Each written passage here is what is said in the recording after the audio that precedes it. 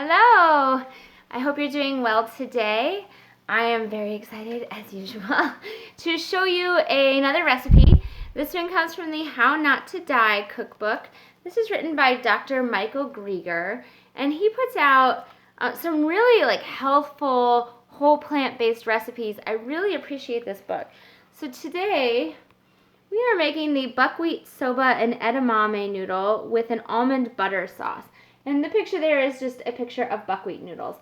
So this buckwheat, I'll talk to you as we get going because I've got a pot of boiling water and I'm making a double batch. So my buckwheat, if you go to a regular grocery store, first of all, let's just say buckwheat is a misnomer. There's no wheat in it. So if you have a gluten intolerance or allergy, you can eat buckwheat so long as it's 100% buckwheat.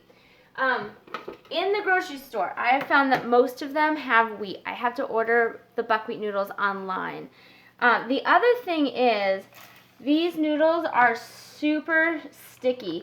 So I want to get in there and be moving those noodles around from the get-go. So even when I first put in a few. Also, these come in one package that are put in small little bundles like this. I once didn't know that and I just dumped. Oh my gosh. So those you cannot unstick once they've gotten a little bit warm. I wrecked my very expensive noodles that I ordered online. So sad. So I'm adding these slowly, a little bit at a time, and moving the water around. Ultimately, these need to cook for 5 to 6 minutes.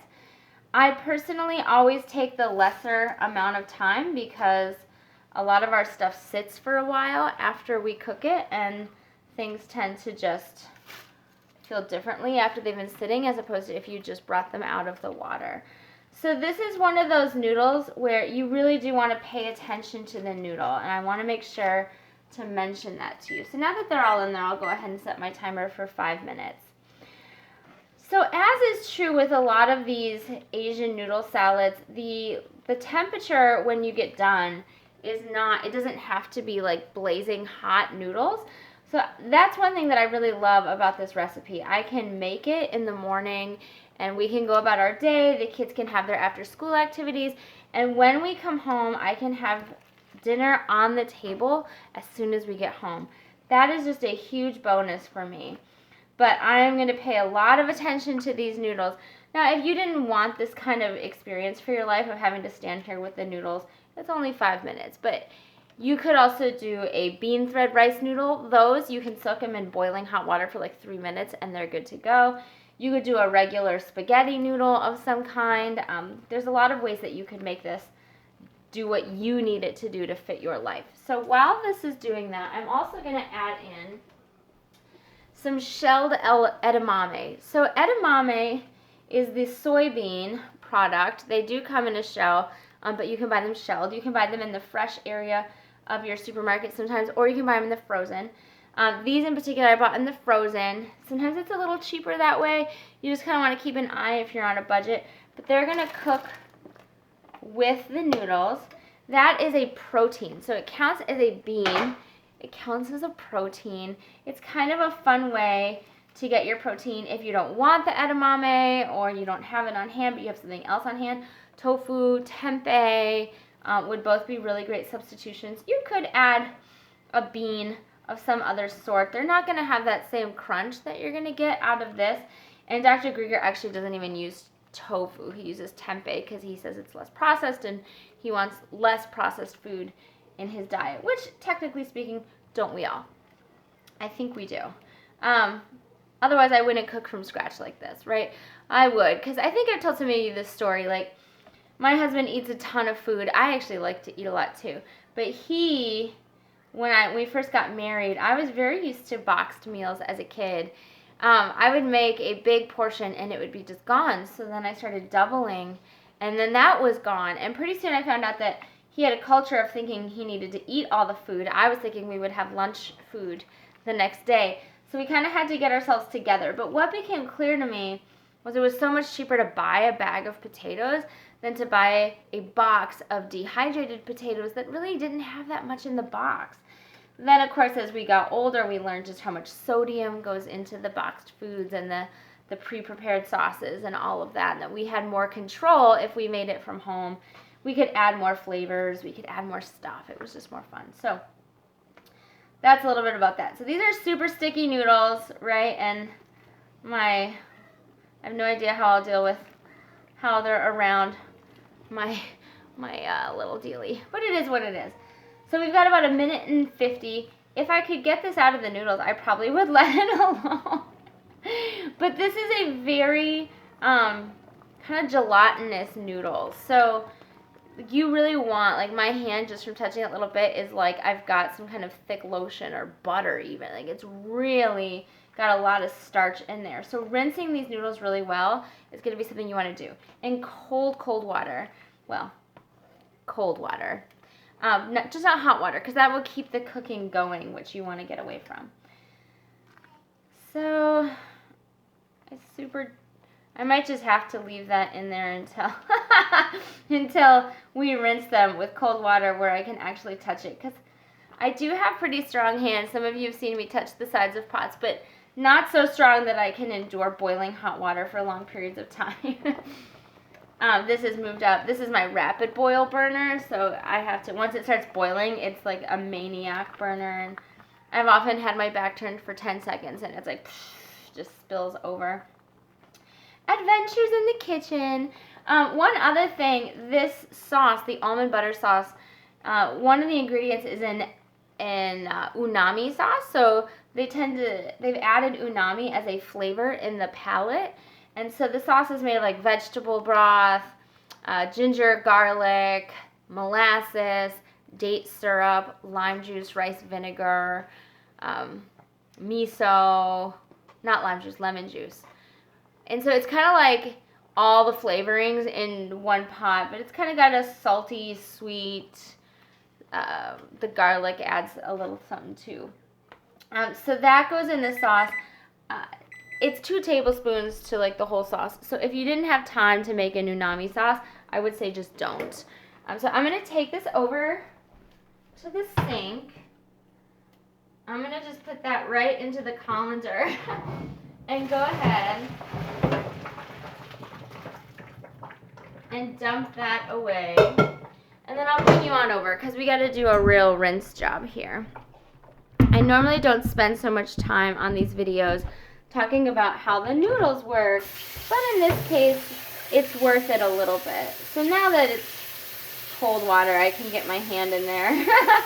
But this way, my noodles are in good shape, and I don't pull them out and find that half the bag is stuck together, especially when you're just talking about a 5-minute boil like that. So, with that cold water running, because you don't want to burn your hand, you want to get in there and give these noodles a good rinse, because they are, like I said, a very starchy noodle, and you don't need all of that starch. It's also going to like add a texture that you may or may not want to your food, so another thing to think about. I'm giving that a good rinse. Sometimes if you have a different spray function, you can add that in there. And that will stop the cooking on your noodle immediately. And it looks like I've mostly succeeded. Because like I said, it's a delicate noodle. Small batch in this case is the way to go. Big pot, lots of water. Sometimes with other noodle recipes I can fake it. Like, does it really matter if I use as much water as they say? Sometimes the answer is no. But in this case, these noodles are pretty sensitive. So if you're using a soba noodle, just keep that in mind. Over here, I've got this beautiful sauce. This is like an almond butter.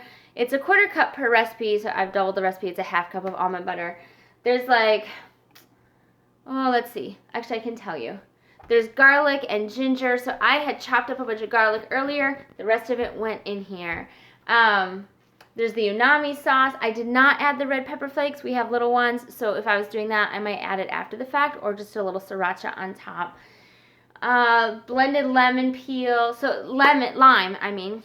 So I do not use, there's a possibility in his books to blend up a whole lime and then get the fiber you can get from the lime. I don't do that. I did it once. I had to store more stuff. I didn't have time for it. So there's lime in here and miso paste. So miso paste goes in a lot of stuff. All right, so this sauce is gonna go on top of our noodles. What I want to show you now, and in point of fact, what I'm gonna end up doing with this whole thing is putting it into a big bowl that I can put a lid on. So I'm gonna prep that. Make sure that this burner's not hot. It's not. So there's really 3 veggies. Carrots, so 1 carrot per batch. You know I always like to add extra vegetables, so there's an extra carrot there. 6 scallions. I had to cut some of the extra ends off, so I have a few more than 6. 3 per batch. And then 1 pepper per batch, so I have 2. What I need to show you is my special tool for grating carrots. I found this online, and I don't use it every time I grate carrots. I usually use a food processor to get it done. But when I only have a few and I've already pulled out an appliance, I don't want to pull out that other one just to grate a few carrots. So this does like a julienne, if you will. So I've got my carrot, and you just make strips down the carrot, and they come out like so, however big you make them. So what I have found with this is I want to like get it even on all sides. And it's not like the fastest, it's not the slowest, and it's not the fastest, which is why I only do it with small amounts of food. But if I really just want to lower the amount of work that I have to do, again, I could just pull out that food processor and run these through in about 5 seconds. But then I have to wash it, and I just don't feel like it today. So I wanted to show you that this is an option. You can run it through until it gets very thin. And it does a pretty good job, and it creates a unique texture that you're not going to get from your food processor anyways. And of course, as I always say, you can buy carrots pre-shredded in the store. So if the whole thing would be like, you lost me at shredding carrots, it doesn't have to be that way. So once the carrot gets thin, I can't make it julienne anymore, so I just do some small cuts into that particular carrot. So these are all going to fly in. That's 1 carrot. And it's kind of fun, right? Like, how nifty is that? I tried it with a head of cabbage because, you know, the infomercial I watched showed them doing all kinds of things. And what I found was, like, if I'm doing a whole head of cabbage, so if I was one person and I just wanted a serving of cabbage, that would have been totally ideal. But given that I usually do a whole head at a time, it wasn't faster than just running it through a food processor. It wasn't worth it for me. The other thing with the carrots, if you want to do it this way, I prefer to pick some sturdy carrots, some nice big ones that won't be so hard to grab onto while you're doing the process. And certainly another thing you can think about is the stroke, right? Because you're going to get as long of a julienne as you go with the stroke. So if you wanted a shorter julienne, you have to do a shorter stroke. Or the other option is finish and then just take a knife and roughly chop through all of it to chop up a few. It won't be perfect. So if you're into perfect, right? So I could just go like this, and now those are automatically smaller. No big deal. So if you're into perfect, you kind of got to know yourself. There's different like jokes that come up for people who like perfect cuts and all that. And I actually once watched a Japanese cooking show, and they were very specific about, they were making these kebabs, and the ounce weight for each kebab was very specific. Everything was very specific. So different cooking methods, different personalities, the whole bit is going to play into your cooking experience. But carrot is sweet. It's going to add that beautiful, vibrant orange color. They're raw, so you're going to get that beautiful crunch. Like yesterday when we were eating the stuffed pepper soup, which is an older meal that I started cooking a few years ago. You know, now that we've been doing these, I started thinking like, oh, what could I do to add a little crunch, a little like something extra because the peppers cook in the soup the whole day. It's a slow cooker soup. So, you know, like maybe if we added a few extra raw peppers at the very end just to have a different texture in there. But, you know, then I have friends who say, you lost me at texture. I don't want any texture. In which case, maybe having a slightly steamed carrot would serve you. I don't know. You kind of got to figure out what works for you. That's kind of my spiel on that. So I'm on my third carrot. And I'm just making sure I've gotten down as far as I can. And then once I do, I just finish up these last ones with my knife. You want to be real careful. Make sure your fingers are tucked under so that you don't hurt yourself. Because I'm telling you, I'm the best at hurting myself. Alright, so that gives me 3 carrots. That's a beautiful amount of veggie in the bottom there. I'm going to go ahead. And then this actually, I don't put it in the dishwasher. I just run some water under it and a little bit of soap, and then I'm done. So I've got a messy workstation, but that's okay because it's all vegetables and it's all going to go in as we're able. I've got messy hands. This is the standard rocking motion. I've got all my scallions in one place. This is a really reasonably sharp knife, so it's making great cuts. If your knife is getting less sharp, you might find that some of the ones on the end don't cut as well. That's kind of frustrating. I can go ahead and throw those right in. Green onion is like... So scallion, green onion, in case people don't know, same thing. Just like chickpeas and garbanzo beans, same thing. And then red pepper. So I've shown this technique before. People sometimes cut off the top and rip out the inside. I like to start at my top and then look for that white vein in there, and then from that point on, just work around the vein, going around, around, around. So I have some swaths of pepper, and then I cut off the bottom. So this is what I am left with. That works for me. Kind of do what works for you. So I cut my bottom first into little thin strips. Those are actually perfect size. That's kind of the nice thing about those. And then I'm not wasting much of it, which is good too. Go ahead and do the same thing with your others at whatever rate is comfortable for you. My strips are not perfect side to side. I love chefs that do that. It's not my forte, right? Like making perfect food. I think making tasty food as quickly as possible, those are my fortes. But I love peppers. Some people don't. If you are one of those people that doesn't love pepper, again, just sub in a vegetable that works for you. So if you like cucumber, use cucumber. Why not?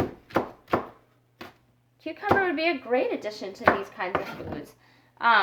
You know, celery is not my favorite, so I'll add it to salads and soup, but in general, I don't really like the flavor.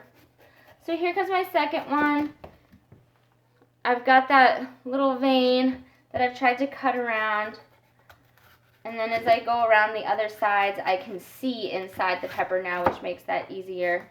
And for some people, so it turns out that the thing about that vein is it's got a bitter flavor. So that's why you're avoiding it. So I just kind of scrape it out if I have a little on my food. And then you can go right through doing the same thing again. And so we are really close at this point to being done, which is just beautiful. When you cut your vegetables, you know, decide what makes you happy in terms of length. So we have little ones. We're trying to make sure that they feel comfortable eating food.